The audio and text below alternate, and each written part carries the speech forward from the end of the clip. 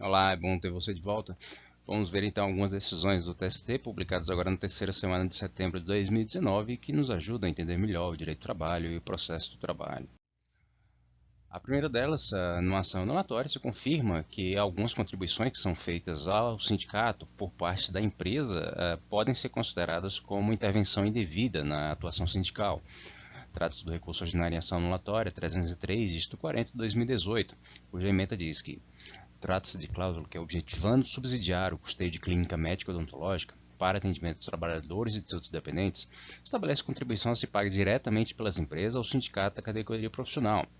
Entende a SDC que cláusulas desse jaez revelam intervenção patronal na sustentação econômica do sindicato, de forma direta e indireta, afrontando o princípio da autonomia sindical íncito no artigo 8º,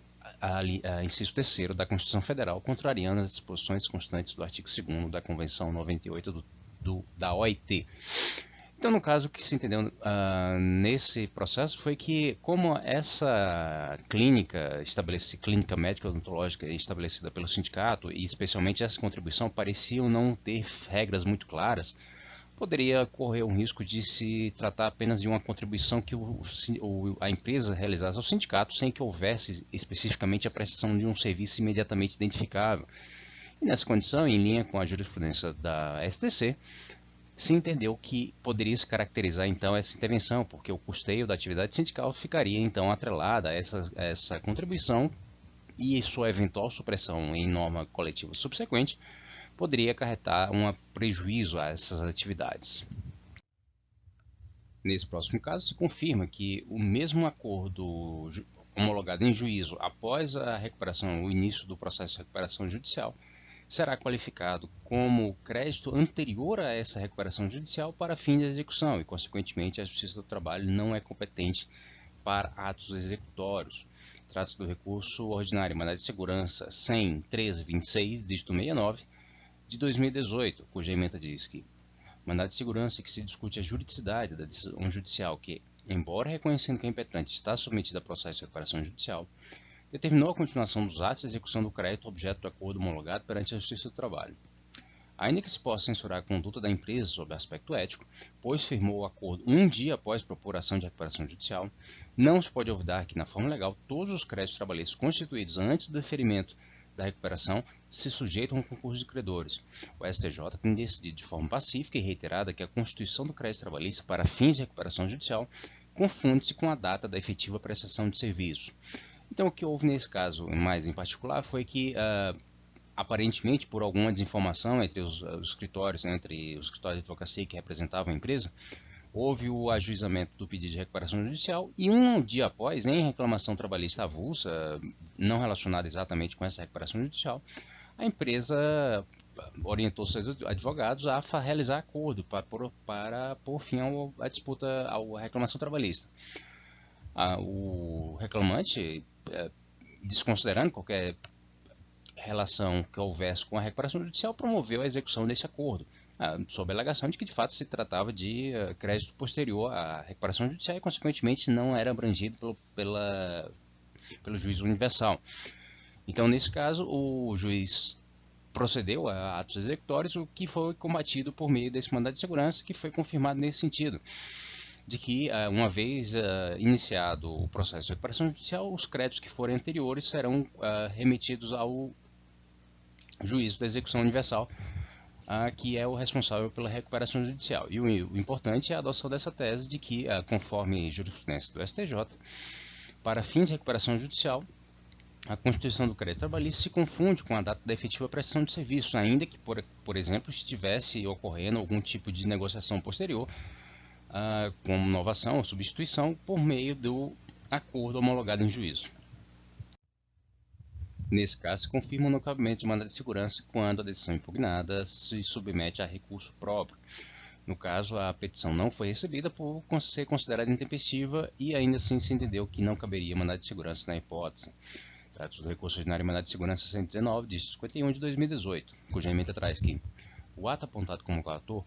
consistente no não recebimento de contestação apresentada na reclamação trabalhista matriz por intempestividade, comporta a oposição de recurso ordinário quando a impugnação da sentença se proferir nos respectivos autos. Eventual nulidade do processo por cerceamento de direito de defesa deve ser resolvida na fase processual ordinária, assim deve ser denegada a segurança. Especialmente em virtude dos sistemas de peticionamento eletrônico, notadamente o PJE, tem se admitido a juntada da defesa antes mesmo da realização da audiência, como era ordinário em decorrência do disposto na CLT. Nesse caso, o juiz concedeu, especificou no mandado de notificação o prazo para apresentação de defesa. A reclamada pediu mais prazo, que foi concedido, mas não foi obedecido pela reclamada. O juiz, então, determinou o desentranhamento da peça de defesa, mais a manutenção dos documentos que foram juntados nessa ocasião. A parte interpõe esse mandado de segurança, o qual, afinal, no TST, ele foi denegado de ofício, porque exatamente se entendeu que não seria hipótese de cabimento, porque ainda que se pudesse detectar um cerceamento do direito de defesa da parte, esse prejuízo deveria ser alegado por ocasião do recurso ordinário, que eventualmente se fosse apresentado após a prolação de sentença nessa reclamação trabalhista. O certo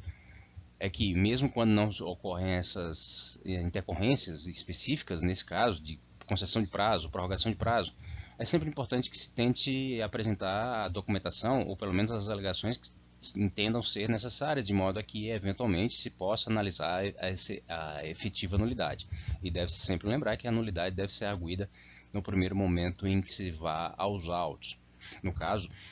especialmente se não houvesse mandado de segurança, logo na audiência, sendo esse o ato subsequente, deveria ser arguída essa irregularidade para que se habilitasse a promoção dessa discussão em recurso próprio.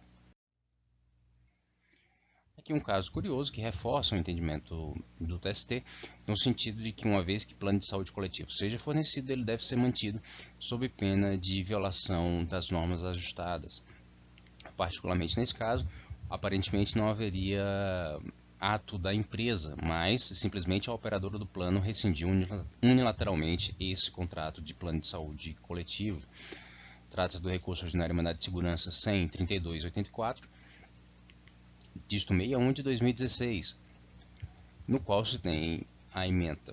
Embora o fornecimento de plano de saúde coletivo pelo empregador não tenha previsão legal, uma vez implantado, cria-se a obrigação contratual de manutenção do benefício aos trabalhadores.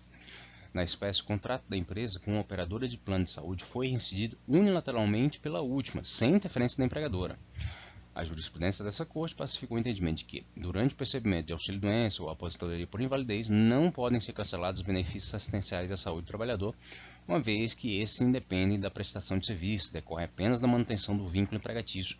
que não foi extinto com a suspensão do contrato de trabalho.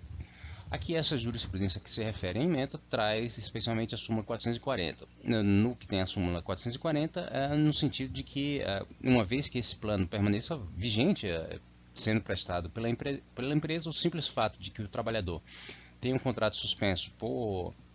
auxílio-doença, por concessão de auxílio-doença ou de aposentadoria por invalidez, esse plano de saúde deve ser mantido. A circunstância específica desse caso é que a empresa propriamente não realizou qualquer ato regular, foi a operadora do plano de saúde que rescindiu unilateralmente a prestação, a continuidade desse plano. Mas ainda assim, a decisão foi no sentido de que a empresa estava obrigada a manter um plano de saúde em favor da empregada que se encontrava no gozo de auxílio-doença. Nesse próximo caso, tem a solução de uma perspectiva nova, de um elemento novo no processo coletivo, no processo de dissídio coletivo, que é a destinação da multa aplicada em virtude do descumprimento de obrigação de fazer ou não fazer, a astrente. No caso, se trata do recurso ordinário em dissídio coletivo 8, dígito 53 de 2017, que traz, na sua ementa, nos termos do artigo 537, parágrafo 2º do CPC, a multa aplicada à parte pelo descumprimento de obrigação de fazer ou de não fazer será destinada ao exequente. Embora seja louvável a destinação da multa para instituições beneficentes, tal determinação vai de encontro ao disposto expressamente no artigo 537, parágrafo 2º do CPC, na medida em que possibilita ao juiz a discricionalidade quanto à destinação da multa, a seu livre-arbítrio, conforme os próprios parâmetros, o que refoge ao critério objetivo fixado na lei processual. Assim, o apelo merece provimento para determinar que o valor total da multa, em fase de descumprimento da liminar, seja revertido ao exequente, no caso, o sindicato patronal. Nesse dissídio coletivo é bastante interessante se você quiser ver também os critérios para a fixação de multas diárias em virtude do cumprimento de obrigação de fazer e não fazer, que nos dissídios coletivos essencialmente se referem à manutenção parcial dos serviços, mesmo constatado o estado de greve. Nesse caso, o que preferimos destacar é essa circunstância, que o tribunal que foi encarregado do julgamento inicial desse dissídio coletivo verificou que o sindicato que promoveu a greve efetivamente não cumpriu uma das obrigações estabelecidas nessa manutenção parcial do serviço, sendo necessária então a execução da multa pelo descumprimento dessa obrigação de fazer. Entretanto, fixou que essa multa seria direcionada a instituições beneficentes, o que foi rejeitado pelo TST no julgamento desse recurso ordinário.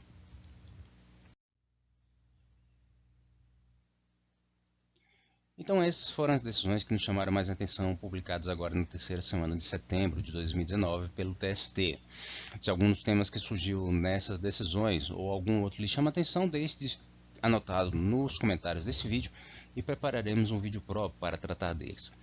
Eu peço que você deixe seu like, assine o canal e divulgue esse material com outras pessoas que possam ter nele interesse. Agradeço mais uma vez sua atenção e nos vemos no próximo vídeo. Até mais!